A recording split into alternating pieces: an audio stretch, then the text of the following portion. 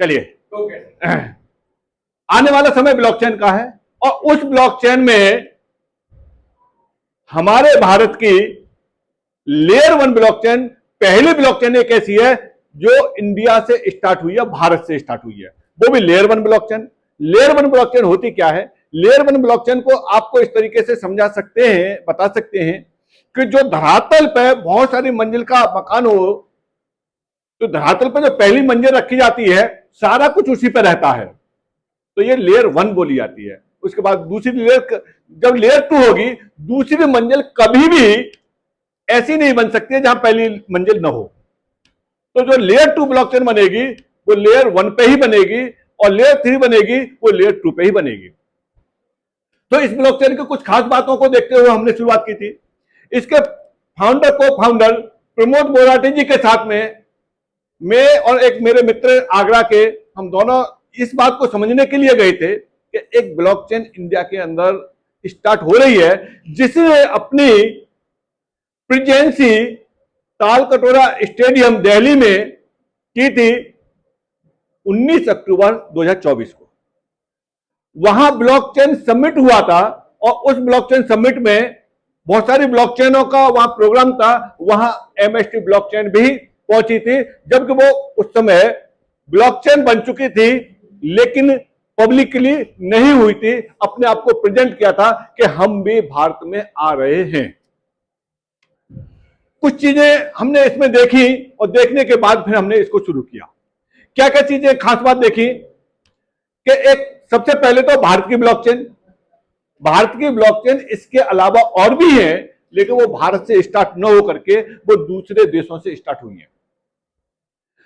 तो इंडिया से स्टार्ट होने वाली ब्लॉकचेन मास्टर स्ट्रोक टेक्नोसॉफ्ट नाम की एक कंपनी जो मिनिस्ट्री ऑफ कॉर्पोरेट अफेयर्स के अंतर्गत रजिस्टर है, एमसीए के अंतर्गत रजिस्टर है, जो कि इस ब्लॉकचेन को चला रही है। इस ब्लॉकचेन की जो नोट सेलिंग है वो आईएनआर में, रुपए में है। अब तक जो भी जिन ब्लॉकचेनों की हुई थी वो यूएसडीटी और डॉलर में हुई थी। इसके अलावा इस ब्लॉकचेन का जो भी व्यक्ति नोट परचेज करेगा उसको जीएसटी पे करना है। अगर जीएसटी पे कर रहा है तो इसका मतलब है उसका इन्वॉल्वमेंट गवर्नमेंट के टैक्स में है।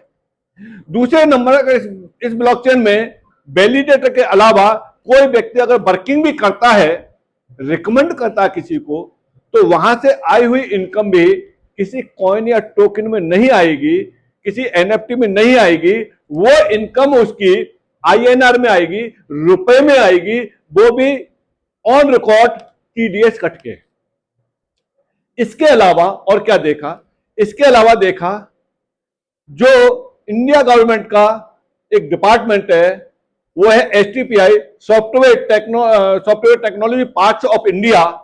इस ब्लॉकचेन के साथ उसका इक्विटेड है, संबंध है इस ब्लॉकचेन के साथ, ऑन रिकॉर्ड रजिस्टर्ड। वो अपनी आंखों से देखा।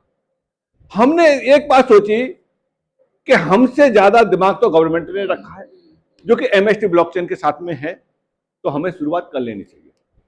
2 दिन की मीटिंग में लास्ट में एक ही बात पाई। प्रमोद मोराटी जी जो को फाउंडर डायरेक्टर हैं, उनका एक ही बात का कहना था कि ये मेरा ड्रीम है इस ब्लॉकचेन को नंबर 1 बनाने का, और कुछ भी हो जाए, कितनी भी परेशानी आए, उन सारी परेशानियों को झेलते हुए और इस ब्लॉकचेन को मैं कभी बंद होने नहीं दूंगा।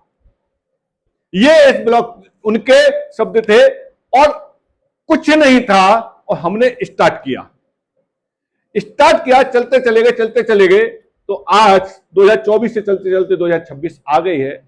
एक सिंगल डे, इतने समय में एक भी दिन ऐसा नहीं आया है कि इस ब्लॉकचेन का एप्लीकेशन या इसका सॉफ्टवेयर या वेबसाइट कभी अपडेट पर गया हो। जितने भी अपडेशन हुए हैं चलते हुए में ही हुए। सॉरी। ब्लॉकचेन को समझते हैं कि ब्लॉकचेन आखिरकार होती क्या है और ब्लॉकचेन पर क्या क्या काम होते हैं और ये इस ब्लॉकचेन से हमको क्या बेनिफिट मिलेगा। यही 2-4 बातें हैं जो कि सुबह 8 बजे और रात को 9 बजे रोजाना सेशनों में बताई जाती हैं, लेकिन जब हम फेस टू फेस मिलते हैं तो हमारा बिलीफ सिस्टम और स्ट्रांग होता है। तो चलिए चलते हैं, हम बात करते हैं एमएसटी ब्लॉकचेन। तो सबसे पहले देखते हैं कि एमएसटी नाम कहां से आया है। ये एमएसटी नाम आया है, ये शॉर्ट नेम है मास्टर स्टॉक टेक्नोसॉफ्ट से। मास्टर स्टॉक टेक्नोसॉफ्ट नाम की एक कंपनी है एमसीए के अंतर्गत, उससे यह नाम लिया गया है। आप गवर्नमेंट के पोर्टल पर जाकर के इसे चेक कर सकते हैं, मास्टर स्टॉक टेक्नोसॉफ्ट को जो ऊपर दिया हुआ। ये जो प्रोग्राम आज आप देख रहे हैं मास्टर स्टॉक एकेडमी के द्वारा ये दिया हुआ है। आगे चलते हैं, यहां विजन चलते हैं। इसका विजन क्या है? इस ब्लॉकचेन का विजन है एक डिजिटल वर्ल्ड बनाना है और विद विश्वास के साथ में, ट्रस्ट, ट्रांसपेरेंसी एंड ओनरशिप के साथ में। यानी ब्लॉकचेन में कोई व्यक्ति एज ए वैलिडेटर बनता है तो उसकी उतने हिस्से की ओनरशिप उस ब्लॉकचेन के अंतर्गत हो जाती है। आगे क्या है इसमें? करंट सिस्टम क्या है? ऑक्यूपाई है, सेंट्रलाइज है और लिमिटेड कंट्रोल है। लेकिन एमएसटी ब्लॉकचेन में क्या है?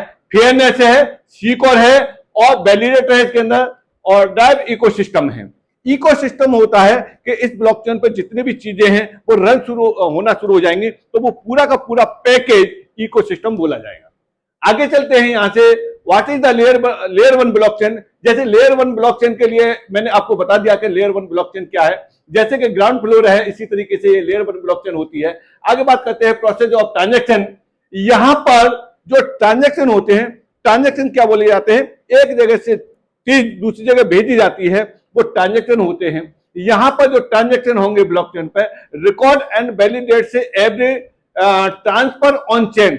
इस चेन पे जो होंगे जितने भी रिकॉर्ड होंगे वो किसी भी ब्लॉकचेन पे अगर ट्रांजैक्शन होते हैं वो कभी भी न एडिट होते हैं न उनको डिलीट किया जा सकता है। आगे चलते हैं, एंश्योर कंजर्वेशन और सिक्योरिटी। यहां होती है सिक्योरिटी होती है ब्लॉकचेन पे। इस ब्लॉकचेन, किसी भी ब्लॉकचेन को कोई भी व्यक्ति हैक नहीं कर पाएगा। क्यों? उसके पीछे रीजन क्या है? उसके पीछे रीजन ये है कि आपने पहले सुना होगा सर्वर हैक हो गया या सर्वर डाउन चल रहा है, ये सब सारी चीजें होती थी, वो यहां पर नहीं होंगी। क्यों?